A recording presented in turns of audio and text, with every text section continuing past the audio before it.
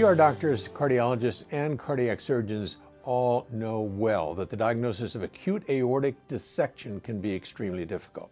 I teach the residents that if a patient has convincing chest pain that sounds like an acute coronary syndrome, but the ECG is normal, think of dissection.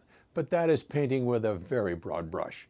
To help in this difficult clinical scenario, in 2010, the American Heart Association and ACC released guidelines for the diagnosis and management of patients with thoracic aortic disease, which identified high-risk clinical features to assist in the early detection of acute aortic dissection. 3 features of a patient on presentation were assessed: presence of a high-risk condition, of course, such as Marfan's or a family history, high-risk pain features, for example, tearing pain, and a high-risk exam feature. Now in circulation, the sensitivity of these risk markers has been validated.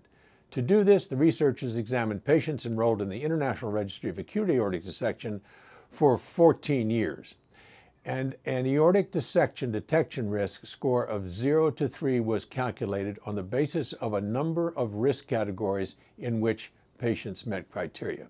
With the use of the risk score, 4.3% of patients in the registry were identified as low risk, 36.5% were identified as intermediate risk with a score of 1, and 59.2% were high risk with a score of 2 or 3. The researchers concluded that the clinical risk markers proposed in the 2010 Thoracic Aortic Disease Guidelines and their application as part of a risk score comprise a highly sensitive clinical tool for the detection of acute aortic dissection. I'm Peter Block with a CardioSource Heart Minute.